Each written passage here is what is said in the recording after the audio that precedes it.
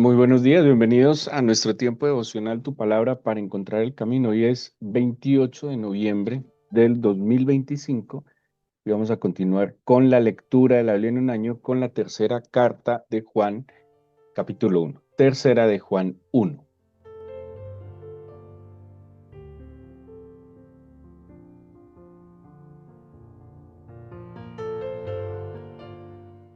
Esa tercera carta, podríamos decirlo tal, hablamos de la segunda, puede llamarse más que una carta, una nota pastoral.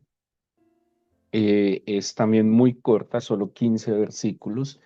Y también utiliza el remitente de la misma, el mismo seudónimo que vimos en la segunda, como el anciano, ¿sí? Bueno, en el análisis de contenido de los escritos que se le atribuyen a Juan, definitivamente el evangelio, el primer evangelio de Juan, el evangelio de Juan tiene mucha similitud con la primera carta en contenido, en forma. La primera carta tiene mucha similitud en contenido con la segunda y la tercera con la segunda, ¿sí? Entonces, así es como van corroborando el autor de esta carta. De nuevo, aparece entonces, usa el seudónimo El Anciano. Ayer hablamos un poco de esta manera como se presenta el remitente de esta carta, pero esta vez no se la dirige a una iglesia, que es como lo entendemos cuando la segunda dice a la señora elegida y a sus hijos, es como si estuviera hablando en clave de una iglesia local y de los miembros de la iglesia local. Aquí habla a un personaje llamado Gallo. Aparecen tres personajes en el Nuevo Testamento con este nombre y se expresa, es como, tiene una similitud, es una carta más personal. Las otras dos cartas que tenemos son un poco más generales, em, pero esta carta va dirigida de manera directa a una persona, tal cual, por ejemplo, lo tenemos con las cartas de Pablo a Timoteo, Tito y Filemón, ¿sí? Em, y seguramente Gallo tiene alguna responsabilidad en la iglesia donde está.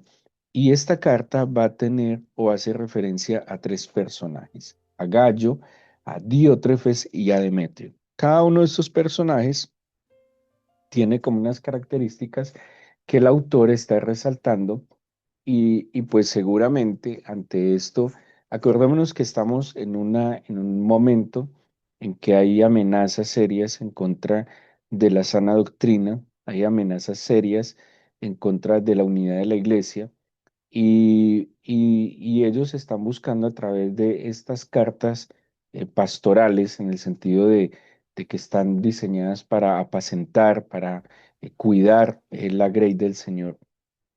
Pues obviamente ellos van sentando unas instrucciones para el buen desarrollo del ejercicio del ministerio, ¿sí? Y por eso, pues en toda esta necesidad de interés de cuidar la iglesia y de cuidar la sana doctrina, por eso estas cartas, como les he dicho, eran circulares y era que las copiaban y las compartían en diferentes iglesias. Hablemos entonces un poco de esta tercera carta. De nuevo se presenta el anciano a Gallo con una expresión muy cercana, tal cual lo hace Pablo con Timoteo, Tito y Filemón. Y le dice el amado, a quien amo en la verdad. Acordémonos que, como lo vimos en la segunda carta de Juan, hay un tema general que tiene que ver con el amor y la verdad, ¿sí? La combinación justa del amor y la verdad, porque el amor implica también la obediencia a la verdad, ¿sí? Y la verdad implica, eh, pues, mantenerse en ese amor. Ese es como lo que Juan está tratando de compartir como una manera de proteger y de blindar un poco a la iglesia y a los miembros de la iglesia de todas estas amenazas externas que están llegando. ¿Y qué le reconoce o cómo se expresa Juan a Gallo? Dice, el amado a quien amo en la verdad. Y luego en el versículo 2 aparece un versículo muy famoso, muchas veces citado, que aparecen miles de promesas, pues, lo que llamamos nosotros las promesas, aquellos versículos impresos como mensajes de fe y esperanza. Y dice, amado, yo deseo que tú seas prosperado en todas las cosas y que tengas salud, así como prospera tu alma. ¿Sí? Hace parte del saludo, de la estructura normal de las epístolas de la época, una acción de gracias, pero también ese anhelo y deseo de bienestar. Y es el deseo que Juan tiene hacia Gallo, que seguramente podríamos decir que es un discípulo, o por lo menos alguien que está sirviendo en la iglesia. Y es Juan quien le transmite el deseo de que él prospere en todas las cosas y que tenga salud, así como prospera tu alma. O sea, lo que quiero decir es que estas palabras no las está diciendo el Señor Jesús, no las está diciendo el Padre, las está diciendo un pastor a su oveja, como el Padre que puede tener claramente este deseo de que a su hijo, de que su hijo sea prosperado en todas las cosas, de que su hijo tenga salud y que asimismo, como tiene salud, como prospera en todas las cosas, también prospere su alma. Bueno, este es un deseo de crecimiento integral, ¿sí? Acordémonos que el alma, en ciertos pasajes de la Biblia, hace parte también de la parte espiritual, es como esa parte intangible del ser humano, ¿sí? Por eso, de hecho, en el Antiguo Testamento dice alma viviente, y esa expresión alma viviente viene cuando el Señor sopla aliento de vida en el ser que forma de la tierra, y por eso dice ahora es un alma viviente. Es el deseo, de nuevo, el deseo que nosotros podemos tener por nuestros hijos, que nosotros podemos tener por nuestros discípulos, el deseo normal de que aquel que amamos le vaya bien y que integralmente prospere en todas las cosas. Ese es como el anhelo y está bien y se lo está expresando. Deseo que te vaya en todo muy bien. Dice el 3, pues mucho me regocijé cuando vinieron los hermanos y dieron testimonio de tu verdad, de cómo andas en la verdad. No tengo yo mayor gozo que este, el oír que mis hijos andan en la verdad. ¿Sí? ¿Cómo sería la preocupación que había en medio de la iglesia y de los apóstoles sobre los engaños, las mentiras, la corrupción de la doctrina, que Juan expresa su regocijo al escuchar cómo Gallo se conduce en la verdad? ¿Sí? Miren, y miren cómo lo resalta. La gente da testimonio de tu verdad, que andas en la verdad, ¿sí? Y que mi gozo es que estén andando en la verdad, ¿sí? Porque seguramente había muchos que se habían desviado del camino, como se expresa en escritos del Nuevo Testamento, seducidos por estas enseñanzas que, pues hay enseñanzas que pueden ser seductoras, ¿sí? Porque estimulan el ego, la conveniencia, porque estimulan pasiones, deseos y tristemente, pues como camufladas con palabras aparentemente espirituales, pues obviamente generan engaño y confusión. Y luego aparece, va Juan a mencionar a un personaje. Bueno, va a elogiar a Gallo. Yo les dije que esta pequeña nota pastoral se refiere o menciona a tres personajes y sus acciones. Aquí está hablando de Gallo en su verdad, ¿sí? Que es un hombre que mantiene la verdad, pero también va a reconocer cómo Gallo se comporta con el prójimo y dice, amado, fielmente te conduces cuando prestas algún servicio a los hermanos, especialmente a los desconocidos, los cuales han dado ante la iglesia testimonio de tu amor y harás bien en encaminarlos como es digno de su servicio a Dios para que continúen su viaje, porque ellos salieron por amor del nombre de Él sin aceptar nada a los gentiles.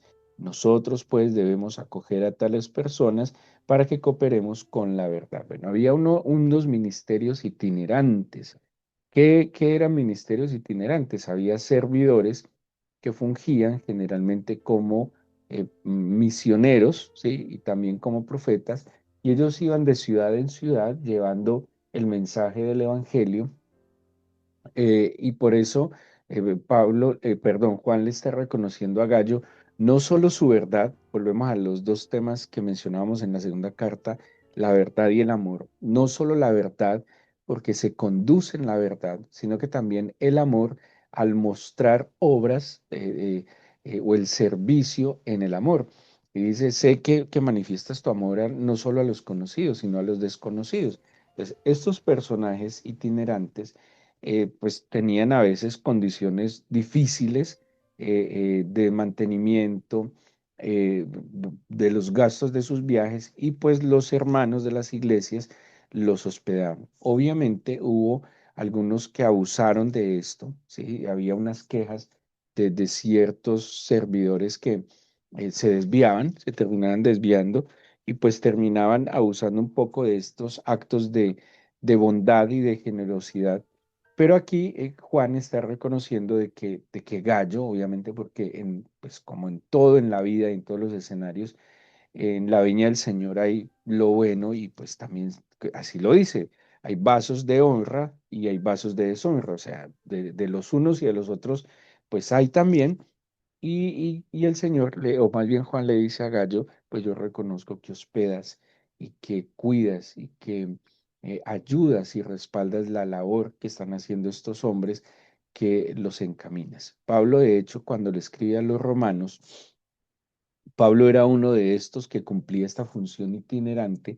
Y Pablo, cuando le escribe a los romanos, él les está pidiendo que lo apoyen en su camino misionero hacia España. ¿Sí? De hecho, uno de los propósitos principales de la carta a los romanos es esa. Pablo le está pidiendo ayuda a la iglesia que estaba en Roma, que lo ayudara económicamente, sin duda alguna, a continuar su viaje de misión a España. Lamentablemente, Pablo no lo logró, Pablo no alcanzó a llegar a España en su ministerio, pero era costumbre que la iglesia o los miembros de la iglesia apoyaran a otros miembros servidores en su labor. Y Juan, perdón, discúlpeme, pero es muy fácil confundirse con Pablo porque Pablo escribió 13 cartas y como que el cerebro a veces nos hace pensar que siempre son Pablo el que escribió. No, en este caso es Juan. Juan le reconoce esta virtud a Gallo.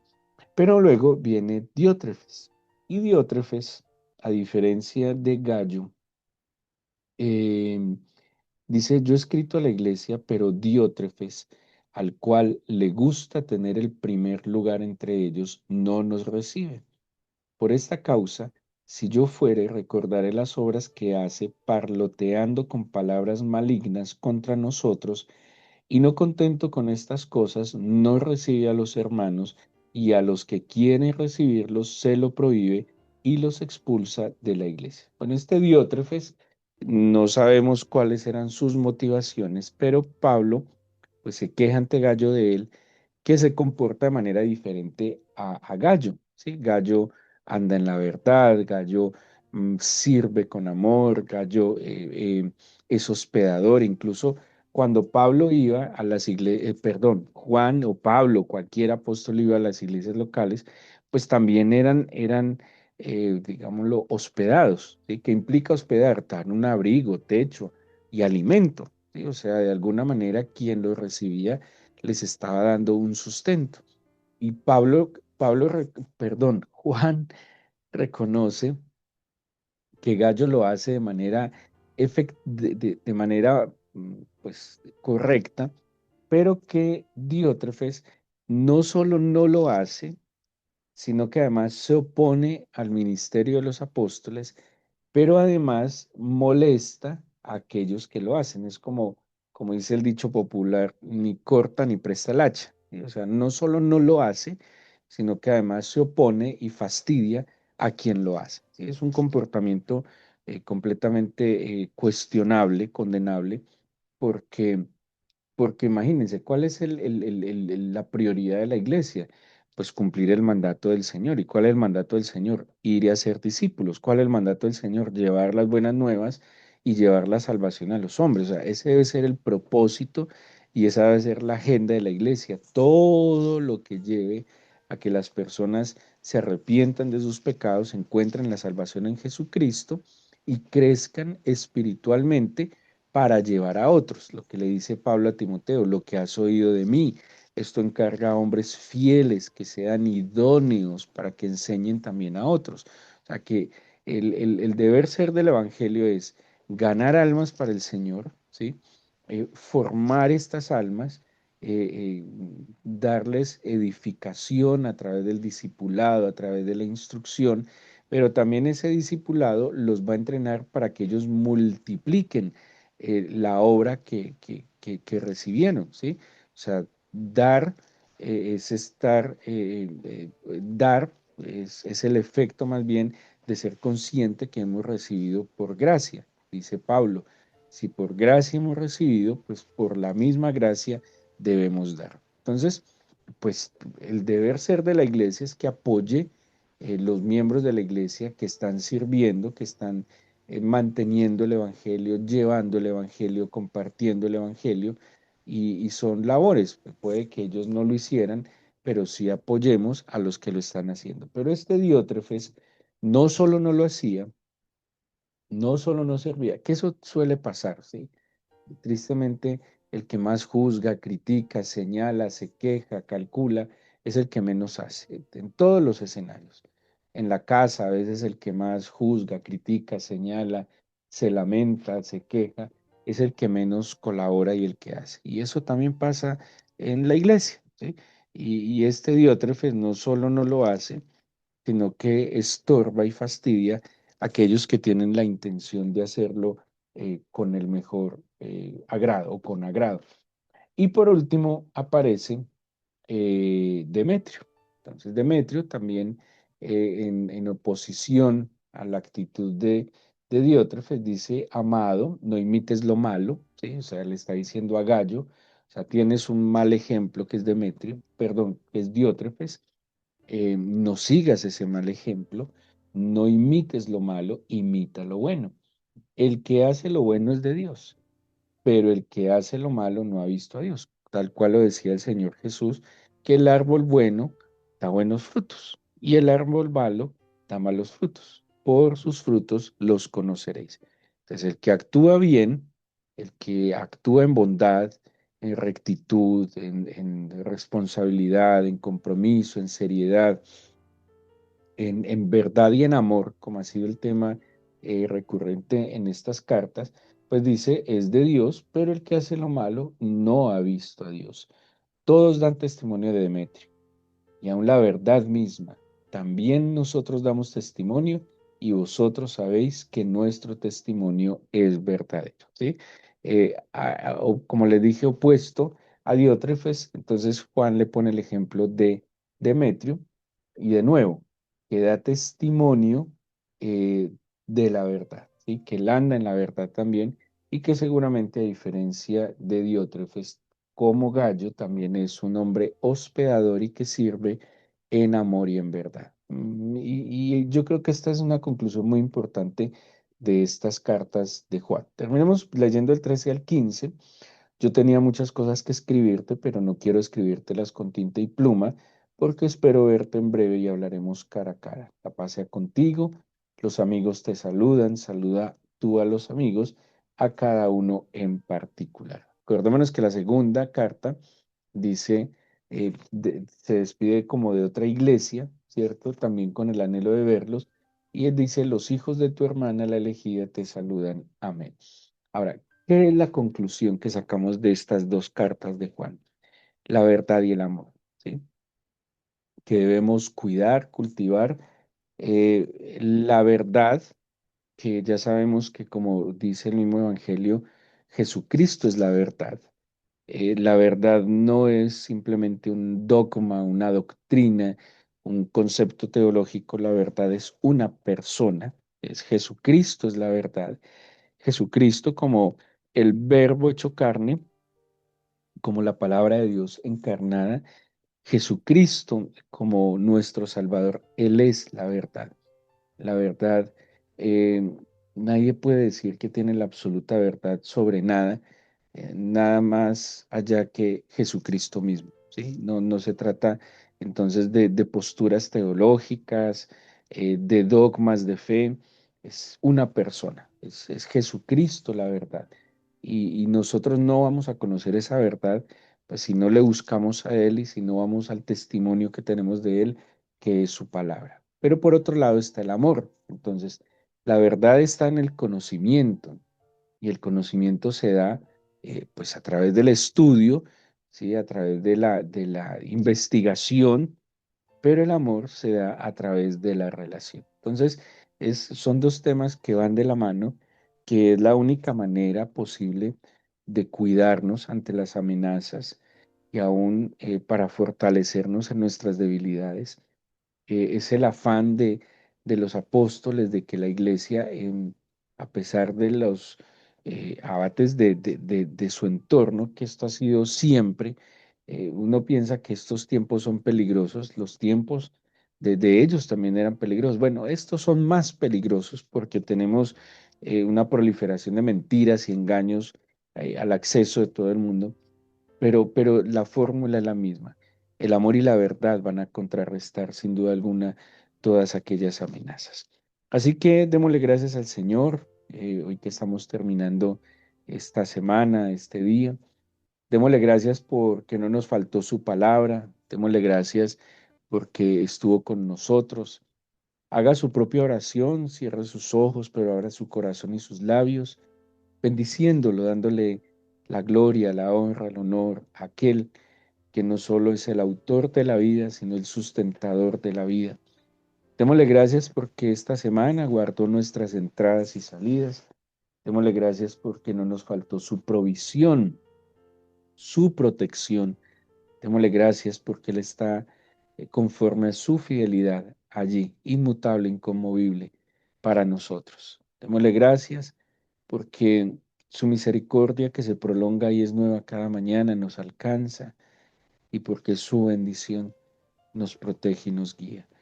Yo te agradezco, Señor, porque eh, conforme tú lo has dicho, lo has hecho, y porque has sido la fortaleza y el vigor de nuestra alma, porque nuestra alma tiende a ser dispersa, tiende a ser un poco distraída, Señor, pero tú como buen Padre guardas y cuidas a cada uno de tus hijos. Gracias por habernos adoptado como tus hijos amados y por tener en tu corazón, Señor, una disposición a hacernos bien. Te bendigo, Señor, te exalto, te glorifico y te agradezco que escuches nuestra oración en el nombre de Jesús. Amén.